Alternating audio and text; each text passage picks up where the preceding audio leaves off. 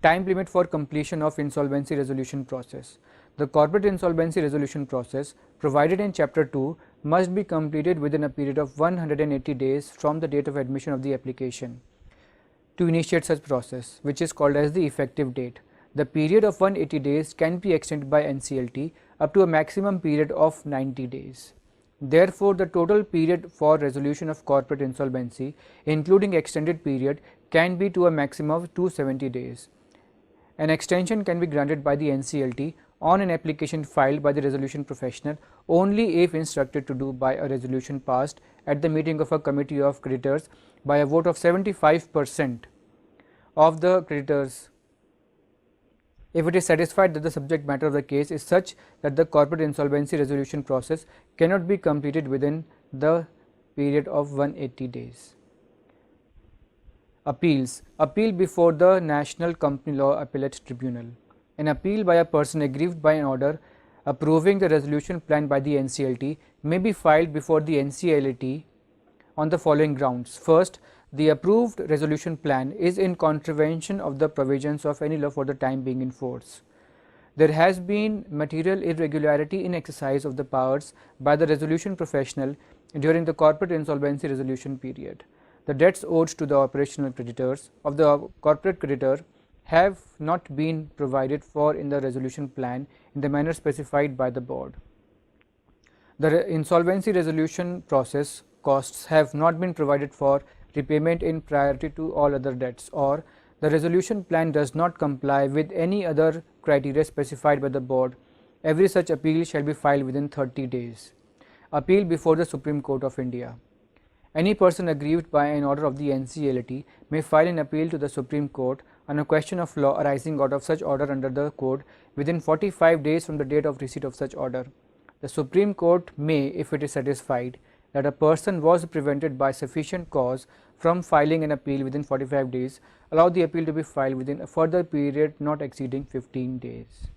Fast track corporate insolvency resolution process. The code provides for a fast track corporate insolvency resolution process to be completed within a period of 90 days from the insolvency commencement date. The period of 90 days may be extended by a maximum period of 45 days by the NCLT on an application filed by resolution professional. The resolution professional can make such application for extension on if instructed to do so by a resolution passed at a meeting of the committee of creditors and supported by a vote of 75% of the voting share. Any extension of the fast track corporate insolvency resolution process can be granted by the NCLT only once. The fourth, liquidation process. Commencement. The commencement principles in the code are limited to the liquidation order is passed only when the corporate insolvency resolution and no resolution plan can be passed within the time provided or a resolution plan passed is not complied with. Liquidation in other cases or other grounds is dealt as proceedings for winding up under the Companies Act of 2013. Grounds for passing order of liquidation of corporate debtor by the NCLT.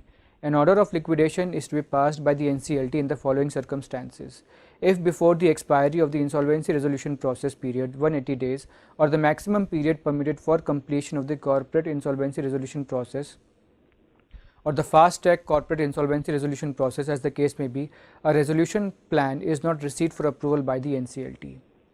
If it rejects the resolution plan for the non-compliance of the requirements specified therein under section 31. If the committee of creditors decide to liquidate the corporate debtor at any time during the corporate insolvency resolution process, but before confirmation of resolution plan by the NCLT, and an application is filed by the resolution professional to pass an order to liquidate the corporate debtor. And sixthly, if the corporate debtor contravenes the resolution plan approved by the NCLT and the NCLT determines that the corporate debtor has contravened the provisions of the resolution plan, any person whose interests are prejudicially affected by such contravention can file an application for passing order of liquidation. The corporate debtor cannot make any application on this ground. Public announcement. Where an order of liquidation is passed by the NCLT, a public announcement stating that the corporate debtor is in liquidation must be issued. The NCLT shall also require such order to be sent to the authority with which the corporate debtor is registered. protection of all interested persons is linked to publicity requirements designed to apprise potentially interested persons that a liquidation order has been passed. And last, the repeal of certain enactments and savings. The Presidency Towns Insolvency Act of 1909 and the Provincial Town Insolvency Act of 1920 are to be repealed. This concludes this discussion on the Insolvency and Bankruptcy Code. Now, summarizing the Insolvency and Bankruptcy Code 2016. The Insolvency and Bankruptcy Code is a welcome initiative. Prior to this code, the insolvency laws in India were to be found in various statutes. There was separate statutes for the personal insolvency, for natural persons, and also the partnership firms. There were 2 of these acts, and which are around 100 years of old. As far as corporate insolvency is concerned, there is no provision clearly specifying the insolvency of a corporate person or a company. What the 1956 Companies Act mentioned was that in failure to pay the debt, the company can be wound up. And most often misused or misapplied or criticized law relating to the insolvency was the SICA. So, SICA also involved the insolvency and also the restructuring of the companies. The other 2 legislations related to insolvency were the RDDB-5 Act and the Sarfashi Act of 2002.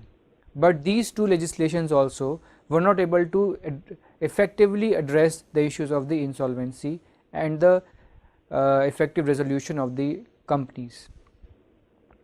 The insolvency and bankruptcy also involves the winding up, but also involves the opportunity of restructuring to be provided for by the company. Apart from the IBC, there are other mechanisms under the RBI mechanism, which is the corporate debt restructuring plan, which is an informal plan under which the companies can move the RBI for the restructuring of their debts. Probably the most important aspect with respect to the personal insolvency is the fresh start process, which has been initiated in this IBC. In the fresh start process, individuals who have debt up to who have debts and personal assets till rupees 35,000, they are given a fresh start and there is a speedy resolution of their disputes. Thanking you for this module. If you have any other queries, do get in touch with us through the email provided and through the website. Thank you.